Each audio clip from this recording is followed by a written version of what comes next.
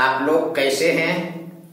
आशा करते हैं आप लोग सब अच्छे होंगे। आज की इस वीडियो में ऐसे प्रश्नों की बात करेंगे जो हर प्रकार के प्रतियोगी एग्जाम में पूछे जाते हैं। आज चर्चा करेंगे कि find the number of diagonals in a polygon. बहुभुज में विकर्णों की संख्या ज्ञात करना है। कैसे ज्ञात करेंगे, ये आज की इस वीडियो में चर्चा करेंगे। तो पहला क्वेश्चन आपका है कि find the number of diagonals in A hexagon. एक षष्ठभुज में विकर्णों की संख्या ज्ञात करना है। बहुत ही शानदार प्रश्न है। कैसे बनाएंगे? तो आपको हेक्सागोन दिया हुआ है। Hexagon 1 2 3 4 5 6 area bounded by 6 line segment is called hexagon. 6 भुजाओं से घिरे हुए क्षेत्र को हम लोग हेक्सागोन कहते हैं। तो A B C D E F. तो क्या करना है, इस हेक्सागोन में, इस षष्ठभुज में विकर्णों की संख्या ज्ञात करना है। ये विकर्ण क्या है? The line segment joining two opposite vertex in which having no arm is common is called विकर्ण, is called diagonals। क्या करेंगे? दो अपोजिट वर्टेक्स को मिलाएंगे।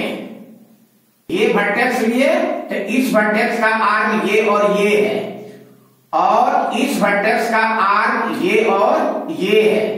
कहने का मतलब कि कोई भी आर्म कॉमन नहीं है। तो ये आपका AC क्या हो गया? डायगोनल हो गया।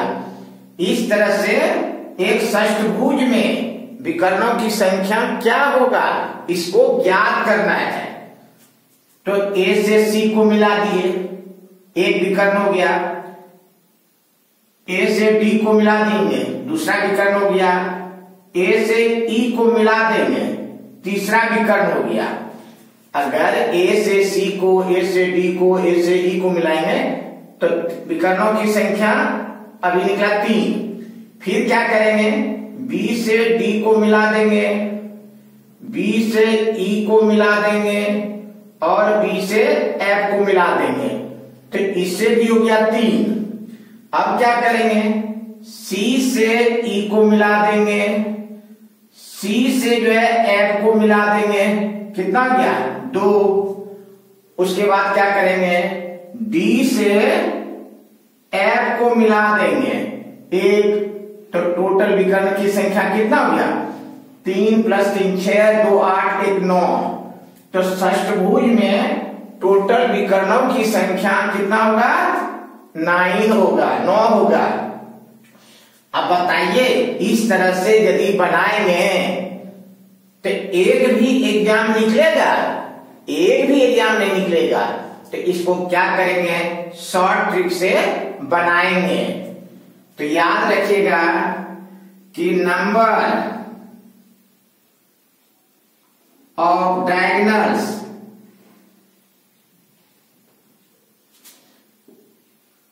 इन ए polygon of n sides equal to n into n-3/2। इस फॉर्मूला को याद रखना है। Of diagonals in a polygon of n sides. तो n क्या है? n है नंबर ऑफ साइड्स। तो आपको षष्ठभुज है, षष्ठ मतलब 6 होता है। तो षष्ठभुज में भुजाओं की संख्या कितना होता है?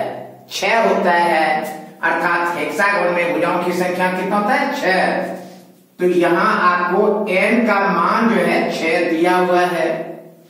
इसके बाद इस फॉर्मूला में पुट कर देंगे तो कितना हो जाएगा बताइए, n का मान 6, तो 6 इंटू 6 माइनस 3/2 कर देंगे, तो 6 गुने 6 में 3 घटा देंगे, 3/2, 2 तिया 6, 3 तिया 9।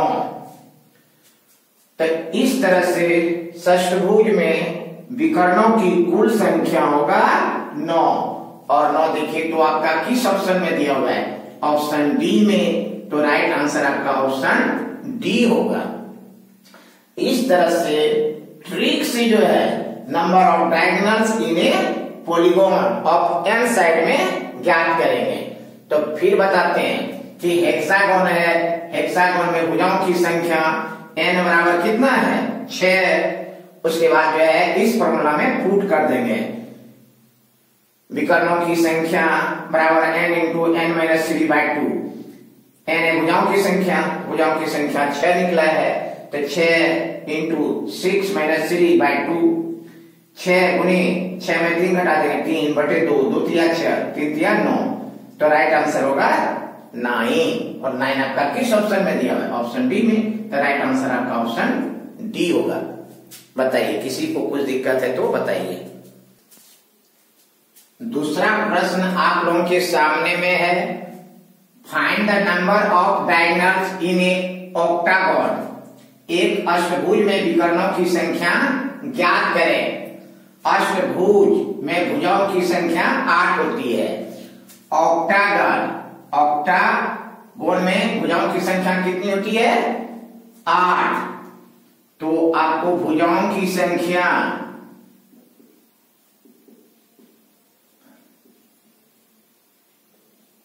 n बराबर आपको 8 दिया हुआ है गिवन। तो क्या कर रहा है, अष्टभुज में विकर्णों की संख्या, अष्टभुज में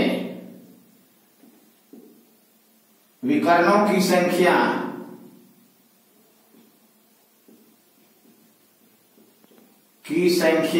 बराबर का फॉर्मूला भी क्या बताए थे, n into n minus 3/2। n क्या है भुजाओं की संख्या, तो भुजाओं की संख्या n बराबर 8 दिया हुआ है, तो 8 इंटू n का वैल्यू 8 माइनस 3/2, 8 इंटू 8 में 3 माइनस कर देंगे 5/2, कटा देंगे 2 4 जा 8, अब 5 4 जा 20। तो अष्टभुज में विकर्णों की संख्या कितना होगा 20। अष्टभुज में टोटल विकर्णों की संख्या कितना होगा 20 और 20। तीसरा प्रश्न आप लोगों के सामने में है कि find the number of diagonals in a polygon of 10 sides. तो प्रश्न में n का वैल्यू 10 दिया हुआ है, भुजाओं की संख्या n बराबर 10 दिया हुआ है गिवन। तो नंबर ऑफ डायगोनल्स फाइंड करना है, तो नंबर ऑफ